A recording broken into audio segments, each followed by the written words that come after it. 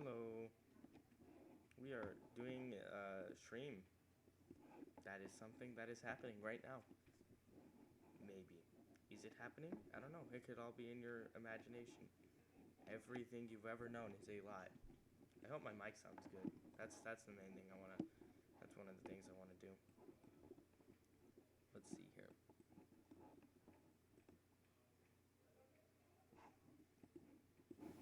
Okay. It's really hard to hear me.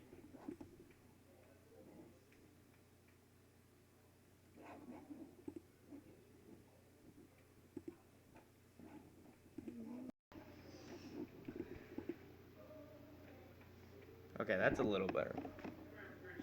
Hopefully. I'm live streaming, but yeah. Okay. Alright. Audio input capture. Turn it on. Okay, that's a little better. Hopefully. I'm live streaming, but yeah.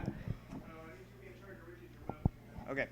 Hello. Welcome to the stream. We are going to Hydrogen Star. Turn it on. Okay, we're going to stream today. I don't really have a big idea for what we're going to do, but I'm live streaming. But yeah, I definitely want to hold on. Let me pause my own stream.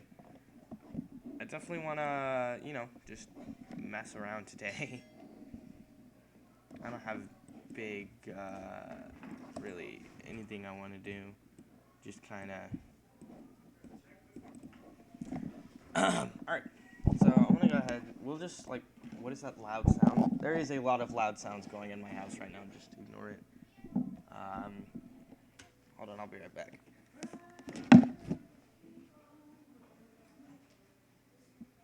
Richie, this remote doesn't work. You have to use the one that's black.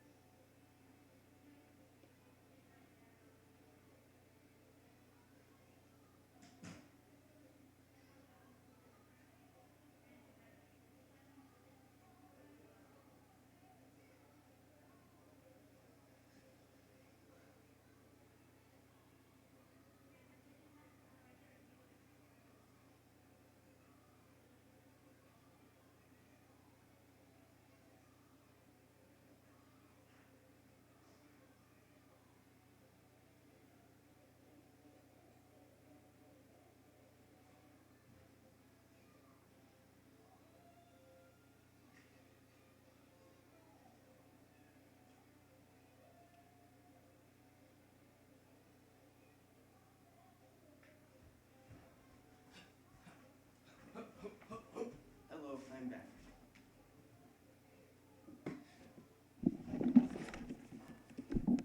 What do you guys want to see? I'm open to do, literally anything in this live stream, so.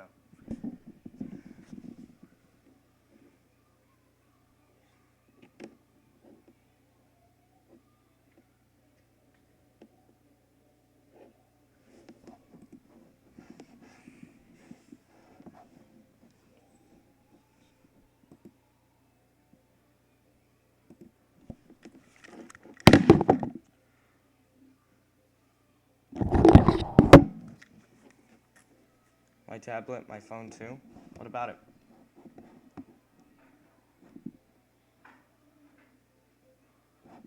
Should we play Minecraft?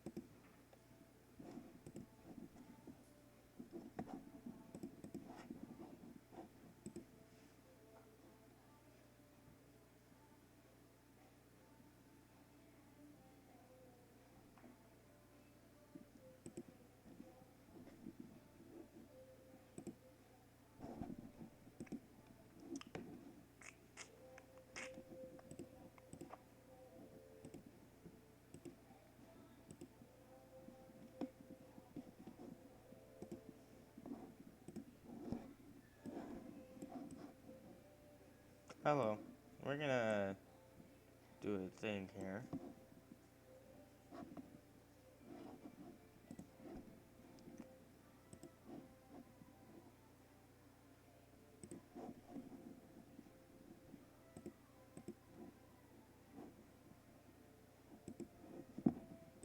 Okay.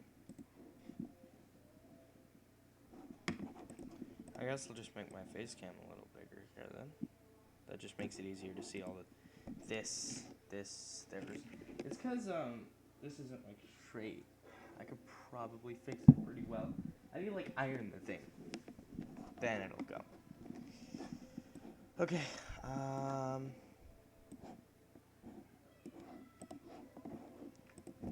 We're just gonna watch like YouTube for a little bit while I try to figure out what to do.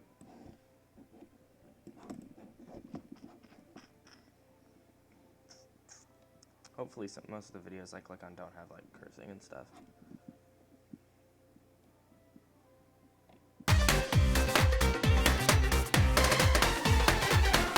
That is a Lunchables ad. I hate all the Lunchables ads. I hate them all. I'd just like to wish you luck. I know you'd do the same for me. This. Oh, yeah, well, yeah, there you go. Whoa! Whoa! This is what's called the Black Friday reel, a story reel for the original Toy Story shown to Disney execs on Black Friday of 1993. It is considered internally to be one of the darkest moments in Pixar's history. It shut down production on the original Toy Story. It changed the entire culture in which Pixar would develop their movies. It was a disaster. I recently went back and rewatched the original Toy Story as well as most of Pixar's catalog, and I couldn't shake the thought of that Black Friday reel. And slowly, as I made my way film to film, something dawned on me. Pixar learned a lot by turning Woody into an abomination. Cowboy, where is your honor, dirtbag? You are an absolute disgrace. You don't deserve to wear a 10-gallon hat on your pint-sized head. It's important to understand the context of all this. Pixar signed a 3-picture deal with Disney in order to create films around an unproven technology, computer-generated animation. Pixar got the movie deal based solely on their work with technology, not their writing or storytelling prowess. So now, Pixar was tasked with creating a film from scratch in a format that had never been used for a full feature film of any success. So what was essentially a tech firm with animators and writers on staff were now drafting a script for a movie named Toy Story. Their goal? To be more than the technology, to create something timeless that extends beyond the initial appeal of aesthetic innovation. And it started and nearly ended with a struggle to figure out what that meant. And out came this. Slaygate! Get up here and do your job! Are you deaf? I said take care of them! I'm sorry, Woody, but I have to agree with them. I don't think what you did was right. What? Am I hearing correctly? You don't think? The Black Friday reel was brought to Disney execs as a traditional check-in. Films like Toy Story need to be greenlit and approved at various stages of production. Thus was the agreement of the Disney Pixar distribution at the time. Lasseter and the story team were struggling specifically with understanding their own characters. Woody in the reel, well, watch for yourself. Who said your job was to think, Spring Wiener? Well, I just thought that use this vast reserve of brain power to consider this for a moment. If it wasn't for me, Andy wouldn't pay any attention to you at all. In fact, my sketchy friend, you would have been hauled away to Goodwill a long time ago, so shut your mouth and get them off the bed. Believe it or not, this was already after a redesign. Originally, Woody was set to be a ventriloquist dummy and a more traditional villain. That character design wasn't functional, so this version of Woody was built. He is vapid in his cruelty, a true nemesis in Andy's room, his push of Buzz being back with intent. Woody here is the character that you get if you stripped all of the humanity, ironically, out of the Woody you know and recognize today. And maybe worst of all, this version of Woody in a very creepy fashion abuses the vocal talents of Tom Hanks. Hank's voice is already ambiguous at best in terms of intent when in the Woody character, but here, it's downright maniacal. if you were a kid and heard this spelling at you on a screen, Do it. Now, Slank, or I'm throwing you off! you'd be scared. This version of Woody doesn't disarm the villainy in the voice with emotion like the final version would, and everyone that watched it hated it. This was a version written by John Lasseter, Joss Whedon, and Joel Cohen, absolute masters of storytelling, and the Disney execs saw the reel and shut everything down. Production halted. Pixar was told the character was not just unlikable but insufferable, and this version of the movie could not and would not exist. He was the traditional villainous archetype, and they were given a week to rewrite the film.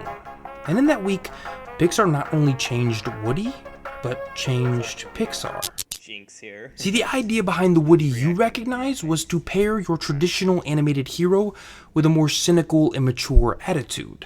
He was realistically layered.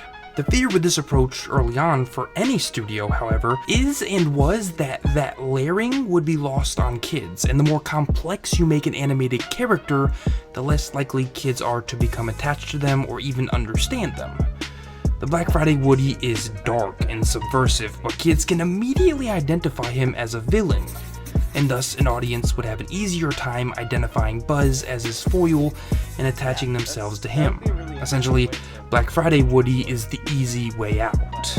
He launches Buzz out the window, and from there every insult, slant, and moment of bullying seems axiomatically in character. But it sucked. So, Pixar took a chance and visualized Woody like this. They took that cynicism and placed it down here, but they piled on top of that two very important attributes: redeemability and innocence. If Woody pushes Buzz out of the window without remorse, it's over for his character. He is lost in the eyes of the audience, but if you show Woody's innocence, suddenly, no matter how narcissistic and jealous he becomes, you, the audience, are rooting for him because you know what the toys don't. He didn't do it. Pixar learned something very simple. You have to appeal to emotion instead of creating caricatures. That the tropes of the past were there for simplicity's sake, but if you were going to complicate it, you had to do so maturely. You had to look at your characters through a different kind of lens. Toy Story became a story about redemption. In the process, reimagining Woody as a person, Pixar developed an understanding that there is no such thing as a hero or a villain. There are only people, and that reality was universal, regardless of age. Consider this. Does Disney Animation's Frozen have a villain? Of course. It's this guy. Moana? Here you go. Zootopia? Yup. Shrek? Of course. But let's look at Pixar's catalog.